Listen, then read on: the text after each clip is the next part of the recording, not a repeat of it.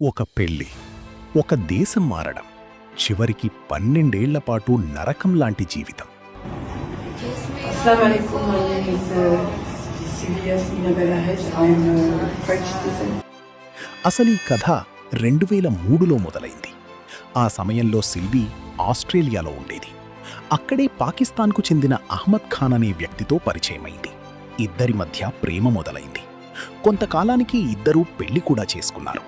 పెళ్లి తర్వాత అంతా బాగానే సాగుతున్నట్టు కనిపించింది. ఇద్దరికి ఒక్కొక్కరిగా 5 పిల్లలు కూడా పుట్టారు. జీవితంలో ఎలాంటి సమస్యలు లేవనిపించింది. కానీ 2014లో వాళ్ళొక పెద్ద నిర్ణయం తీసుకున్నారు. ఆస్ట్రేలియా వదిలేసి పాకిస్తాన్లోని ఖైబర్ పఖ్తూన్ఖ్వా ప్రాంతంలోని బారా అనే ఊరికి వెళ్లి అక్కడే ఉండాలని నిర్ణయించుకున్నారు. సిల్వీ కూడా ఇదే మంచి నిర్ణయం అనుకుని భర్తతో పాటు పిల్లలను తీసుకుని అక్కడికి వెళ్ళింది. కానీ అక్కడికి వెళ్ళిన కొద్ది రోజులకి ఆమె జీవితం పూర్తిగా తలకిందులైపోయింది. సిల్వీ చెప్పిన దాని ప్రకారం భర్త ఆమెను పిల్లలను బయటికి వెళ్ళనివ్వకుండా ఇంట్లోనే ఉంచడం మొదలుపెట్టాడట. పక్క వాళ్లతో మాట్లాడకూడదు, బంధువులను కలవకూడదు, బయటకి వెళ్ళకూడదు.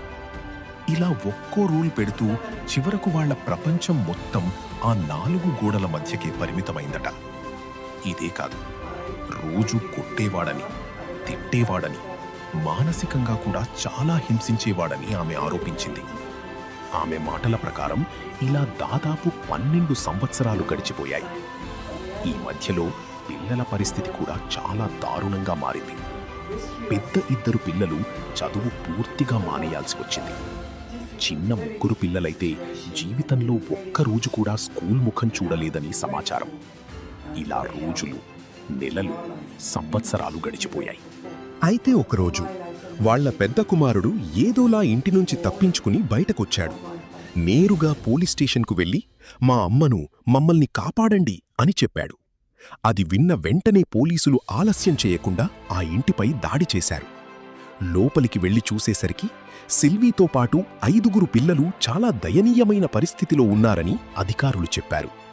కొన్ని మీడియా కథనాల ప్రకారం ఆమె ముఖంపై గాయాల గుర్తులు కూడా కనిపించాయి. వెంటనే అందర్నీ అక్కడ్నుంచి బయటకు తీసుకొచ్చి సురక్షిత ప్రాంతానికి తరలించారు. ఆ తర్వాత భర్త అహ్మద్ ఖాన్ను అరెస్టు చేశారు. ప్రస్తుతం ఈ కేసుపై దర్యాప్తు కొనసాగుతోంది. సిల్వీ, ఆమె పిల్లలు ప్రస్తుతం భద్రత కోసం ప్రభుత్వ ఆశ్రయ కేంద్రంలో ఉన్నారు. వారిని తిరిగి ఫ్రాన్స్కు పంపేందుకు ఫ్రాన్స్ ప్రభుత్వం పాకిస్తాన్ అధికారులతో కలిసి ఏర్పాట్లు చేస్తోంది. అయితే ఇక్కడ ఒక విషయం గుర్తుంచుకోవాలి. సిల్వీ చెప్పిన బంధనం, హింస ఆరోపణలపై ఇంకా కోర్టు తుది తీర్పు ఇవ్వలేదు. అంటే ఇవి ప్రస్తుతం ఆమె చేసిన ఆరోపణలు మాత్రమే.